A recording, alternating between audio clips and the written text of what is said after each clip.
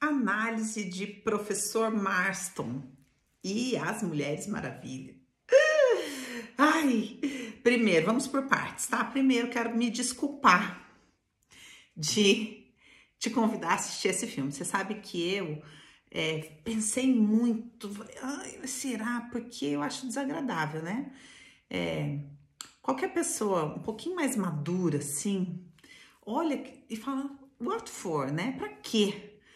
Então eu tendo a ser mais conservadora no sentido da sexualidade de uma maneira geral. Qualquer coisa muito explícita, eu fico meio com vergonha de pedir para vocês assistirem um filme desse. Então, eu quero pedir desculpa porque verdadeiramente é desnecessário. Eu acho desnecessário essa exposição. Já falei disso aqui, acho que numa análise do filme da Merlin, eu falei a mesma coisa. Mas por que eu insisti? Falei, não, tudo bem, vai. Eu vou fazer assim mesmo, porque tem um conteúdo muito rico para nós que estudamos o arquétipo da Mulher Maravilha. Então, essa é a primeira questão. Por causa disso, então, por favor, receba meu pedido de desculpas, tá?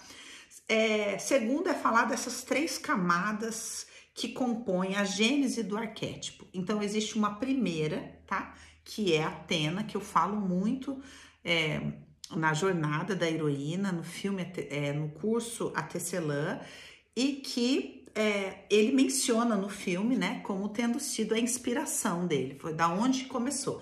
Então, existe uma origem espiritual do arquétipo, que é essa origem, Athena. Depois existe a origem emocional, que é esse filme, que é de onde ela ganha um corpo nesse mundo. E depois, esse arquétipo é recuperado, essa figura agora já não é mais um arquétipo, né? Ela já se tornou um personagem e aí ele é recuperado com uma ideia feminista e eu vou explicar como é que acontece esse resgate. Então, são 3 camadas aqui. Uma espiritual, uma emocional, cheia de uma carga emocional muito forte, que é a que o filme traz, e uma mental, que é o que muitas pessoas argumentam que é quem criou a Mulher Maravilha e ela como um ícone feminista e etc, tá? Então dá pra gente ver bem direitinho aí no filme isso explicado. Que pra mim, eu confesso, que é um prazer fazer essa análise. Por quê? Porque toda vez que eu faço a jornada da heroína e aí eu trago essa questão do arquétipo da Mulher Maravilha, eu recebo 734 mensagens das heroínas falando, e elas gostam de escrever, né? E manda no meu inbox aquela coisa como se eu não soubesse o que eu tô falando que é um ícone da mulher feminista e blá blá blá. E aí, às vezes eu coloco lá no post, aí elas vão e comentam. E olha, é uma canseira. Às vezes eu fico pensando, mas gente, que é canseira. Imagina essas mulheres usando toda essa energia para cuidar da própria vida. Não, mas elas têm essa coisa da heroína de ficar defendendo um ideal que tá bem firme no arquétipo, como vocês viram no filme, né? A Mulher Maravilha é uma idealista e a gente vai conversar qual é o grande ideal que tá por trás disso, tá? Então, já pedi desculpa, já expliquei a razão pela qual eu escolhi o filme. Sobre o filme propriamente dito, o que se fala muito, que foi um filme feito às pressas, meio com um apelo, né, bem erótico, para atrair. Então é um produto que foi feito às pressas quando anunciaram que ia lançar a Mulher Maravilha lá, sei lá, acho que 2017, e foi feito às pressas para tentar atrair esse público que, Mulher Maravilha no cinema, vamos! Aí fizeram esse filme, escolheram, né, atores e atrizes com sex appeal, assim, bastante atrativo para que, é lógico que é atrativo, né, é redundante que eu tô falando, para tentar angariar o público da Mulher Maravilha, mas parece que não deu muito certo. E por último, sobre a direção do filme, para você entender por que o filme tem esse apelo. A diretora executiva do filme, Karen Robinson, é uma diretora que foi contratada justamente para trazer esse apelo, porque ela trabalhou naquela série The L Word e Hang. Qual que é a temática dessa série? Ambas, né, respectivamente, The L Word falando sobre a homossexualidade feminina e Hang falando sobre a prostituição masculina. Então, por isso que tem esse apelo, né, essa densidade na questão da sexualidade do filme, tá?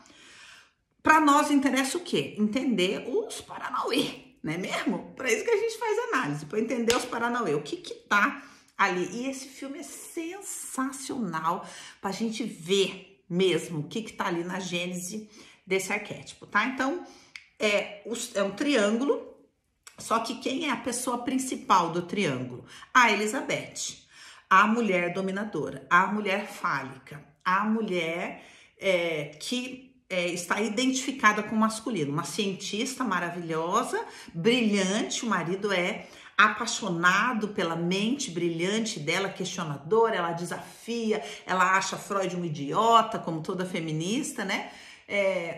Que mais? E ela fala, eu só não sou reconhecida, não tenho título por causa da minha vagina, quer dizer, a vagina atrapalha a vida dela, e ela é a imagem. Então você vê que quando se cria o personagem Mulher Maravilha, a figura, o externo dela estava relacionado a ela, a Elizabeth, o cabelo moreno, a mulher alta, forte, né?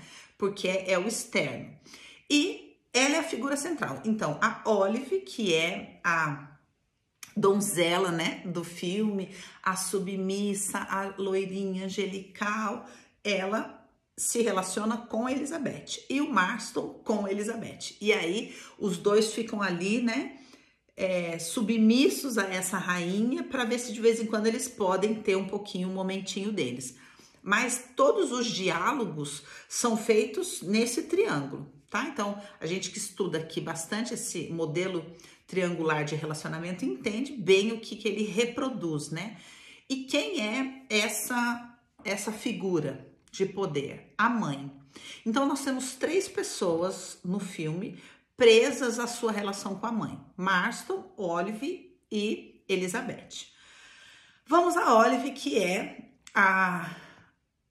de onde vem a inspiração dele, né? A paixão, ele se apaixona perdidamente por ela, dá até angústia, né? Porque ele adoece, ele fica doente e morre de paixão por uma mulher e não pode admitir que tá apaixonado por ela por causa da mamãe, né? E aí fala lá naquela cena do hospital, você admite, pelo amor de Deus, que você a ama, pede perdão para ela, porque você vai ficar nessa amargura até quando? Eu não sei até quando eu vou ficar aqui, já entendendo, né? Mas ao mesmo tempo, ele pede para ela falar algo que ele não conseguia falar. Ou seja, ele não consegue enfrentar essa mãe. Vocês vão entender de onde eu tô tirando a mãe, tá? Vem comigo. Então, ele numa hora fala, a esposa nessa mulher dominadora e a Olive, a mulher submissa, e o filme é muito legal, assim, a fotografia, a imagem do filme, a luz, porque na hora que ele tá no hospital, elas vêm entrando assim, elas viram duas, é sensacional, né? Mas na verdade é por fora essa mulher poderosa e por dentro essa mulher submissa, que ele chama de a mulher perfeita, né? Para o nosso tema de estudo, a heroína e a donzela, uma mulher cindida na sua identidade por conta do seu relacionamento com a mãe. O filme escolhe ter como tema principal o triângulo amoroso e vender uma história de amor, com cenas assim calientes e lindas, porque são 3 pessoas lindas, uma fotografia linda, um pôr do sol, umas cortinas voando e tudo, olha, a coisa mais linda do mundo. Aí eu queria que você pensasse só por um segundo no final do filme, não sei se você viu, quando você viu a foto de quem era ele realmente, quem eram essas mulheres, e se você visse aquela catação, se você ia achar tão lindo, e se você ia chamar de amor, né? Porque o cinema é perigoso. Então, fica esse pensamento. Aí ele, como psicólogo, ele está desenvolvendo uma teoria chamada DISC, que tem como objetivo analisar o comportamento do ser humano, tá? Então, o que ele fala que são princípios ativos que dominam as relações humanas. A dominância, que vocês vão entender muito bem daqui a pouco, a influência a estabilidade e a conformidade. Em outras palavras, ele é um estudioso de como dominar as pessoas. Como através da sedução e através desse envolvimento, numa fala dele, ele traz isso, você faz a pessoa fazer o que você quer achando que é ela que quer. É sobre isso a teoria dele, tá? Ele é genial, inventor ali do protótipo que vai se tornar mais tarde a mulher, o detector de mentiras. Aí vamos agora um pouco a história secreta da Mulher Maravilha. Existe uma historiadora de Harvard chamada Jill Lepore. Ela escreveu o livro A História Secreta da Mulher Maravilha, onde foi inspirado o filme, tá?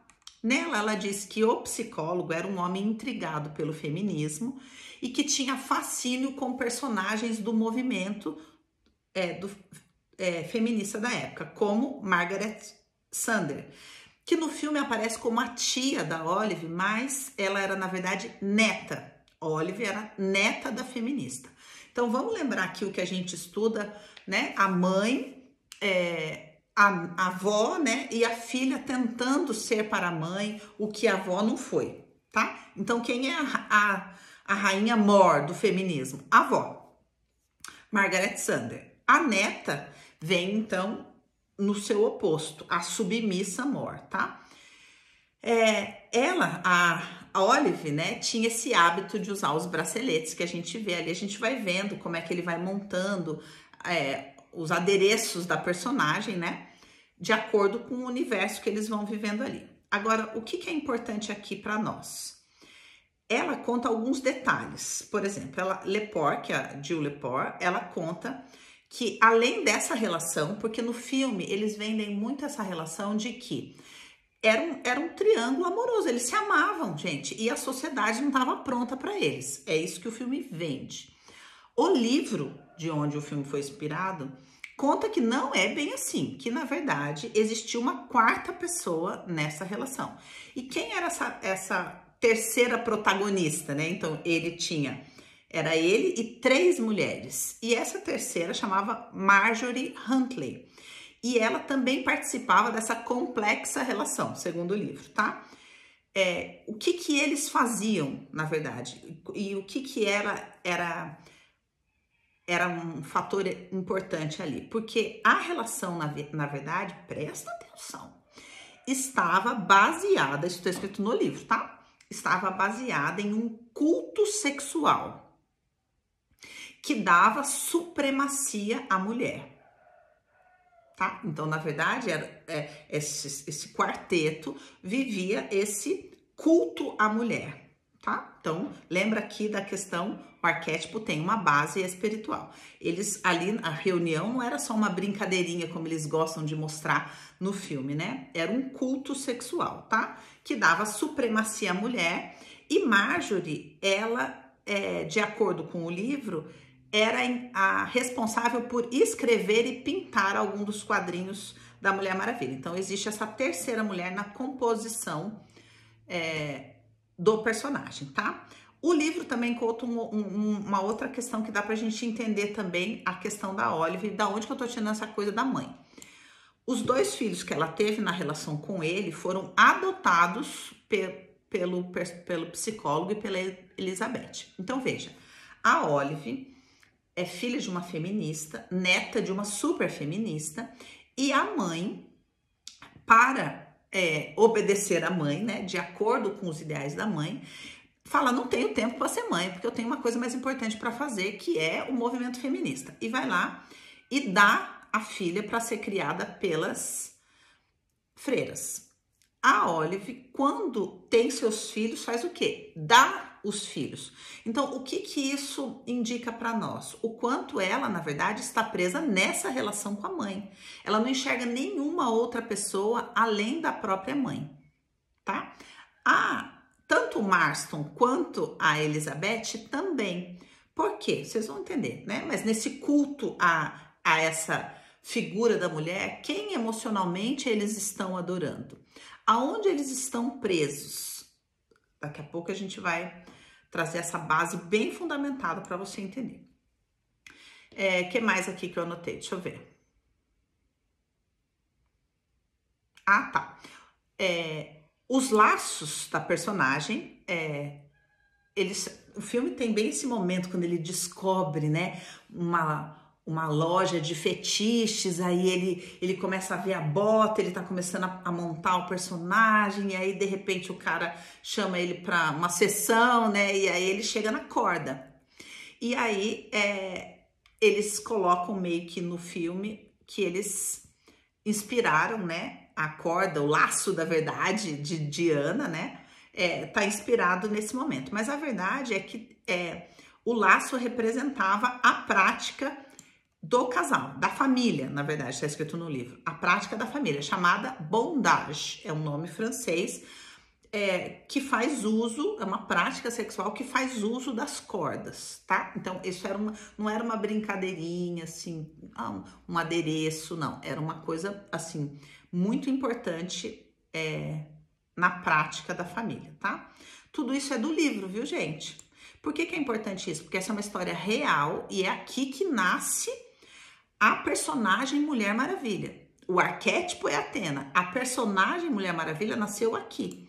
Foi banida e depois retomada por uma jornalista feminista, tá? Agora vamos falar um pouco sobre esse bondage. Esse B, bondage, o B de bondage compõe a sigla BDSM.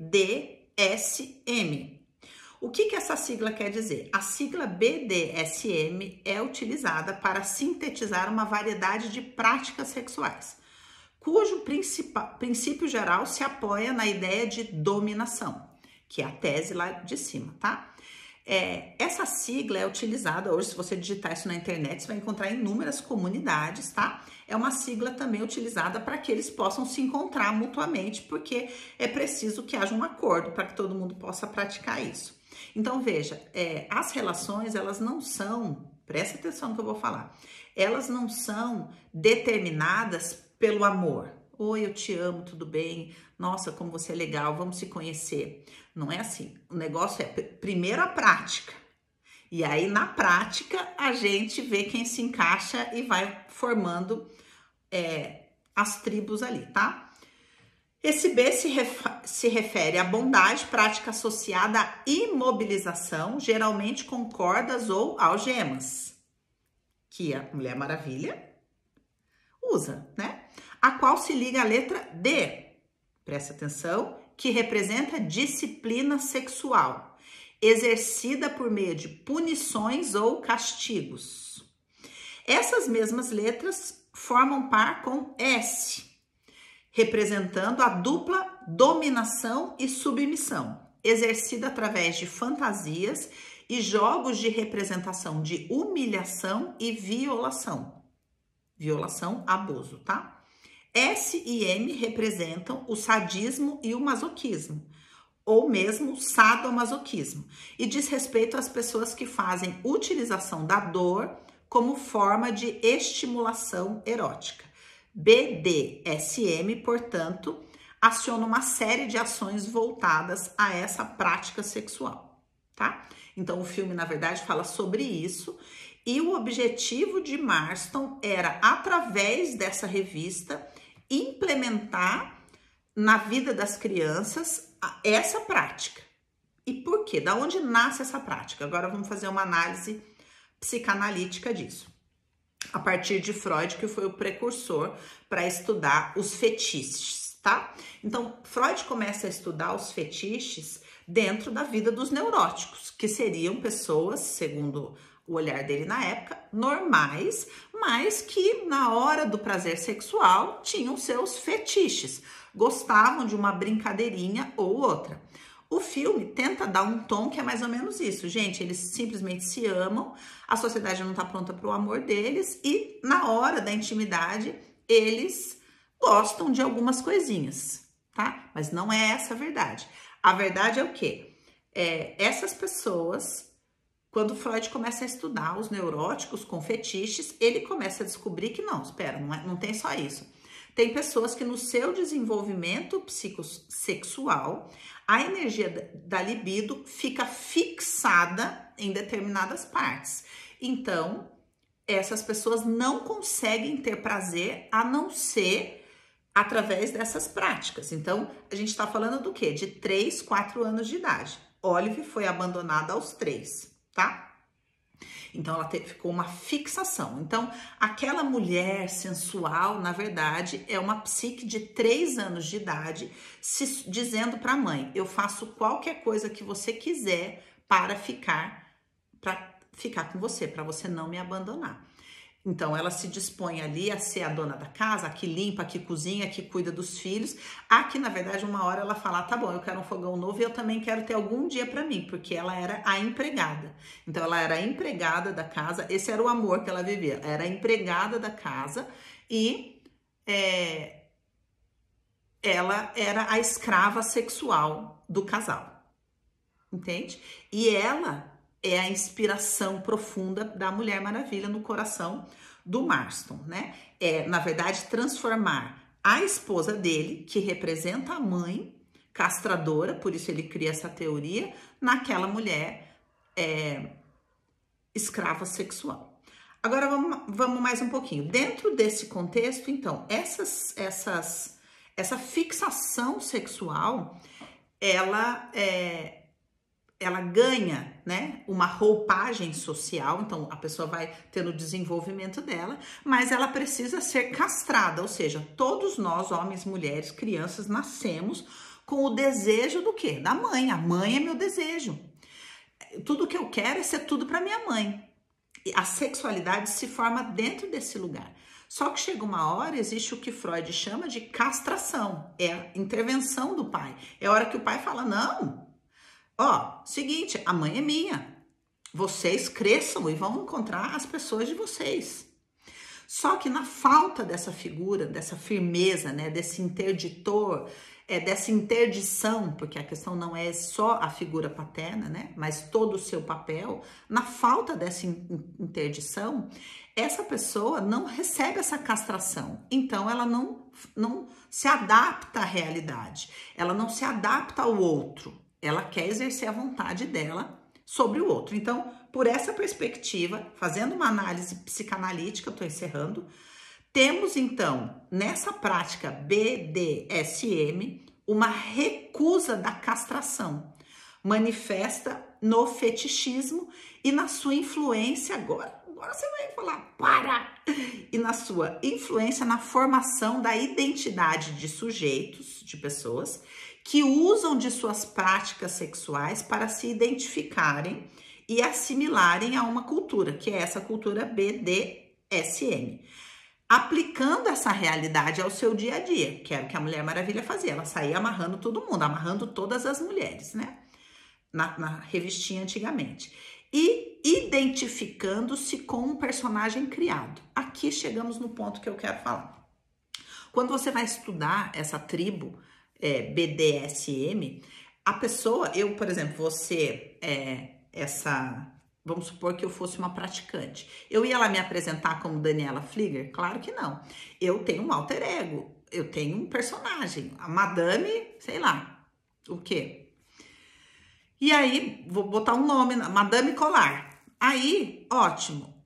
A Madame Colar é a que assume uma identidade praticante das cordas, por exemplo. Então, no caso deles, quem era o personagem? A Mulher Maravilha. Então, veja, a Mulher Maravilha, como chega até nós, ela é um personagem de uma cultura sadomasoquista.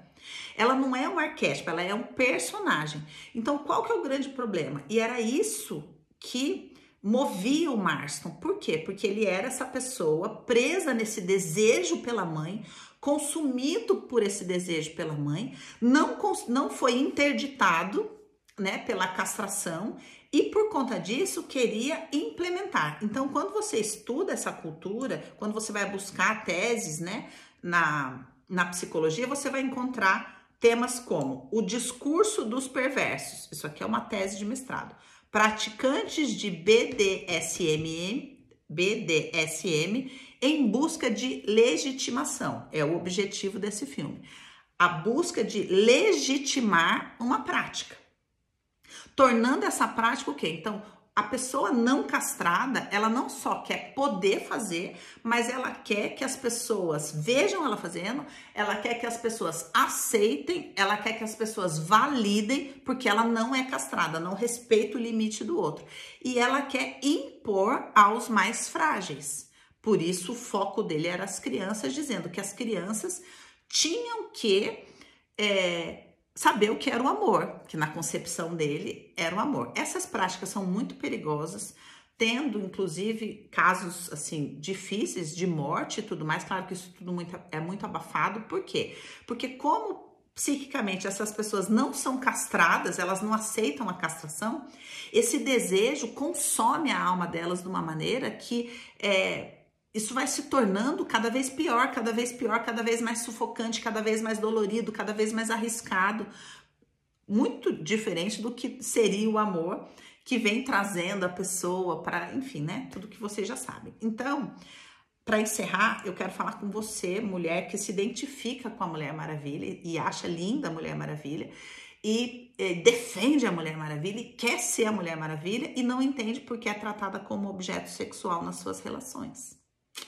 Você sabe que no curso Dinheiro Sistêmico, não, Educador Sistêmico, a gente estuda a gênese sistêmica de algo. Por exemplo, a gênese sistêmica da escola no Brasil, que foi nascida em 1800, segue sendo exatamente a mesma. Pensa. Por quê? Porque a gênese de um arquétipo não pode mudar. Então, se você se identifica profundamente com um arquétipo, você vai viver a gênese dele, o propósito para o qual ele foi criado. Então é isso que vai fazer com que essas mulheres vão se envolvendo e falando, eu não consigo entender por que eu sou tratada dessa maneira. Talvez seja por você estar tão identificado com a Mulher Maravilha. Então eu espero contribuir com essa análise para que você entenda que a heroína, como eu ensino aqui exaustivamente, é uma mulher em busca da mãe. Por isso ela não tem pai e não tem marido, porque ela só se interessa pela mãe. Ela não conseguiu viver a castração ainda, então ela tem esse ideal. E se a mãe a feriu, ela tem muita raiva das outras mulheres. E esse é um caminho de destruição, um caminho sem volta. Então eu espero com essa análise te convencer, né? Te dar um argumento consistente para você falar, não, chega, né? Chega da heroína.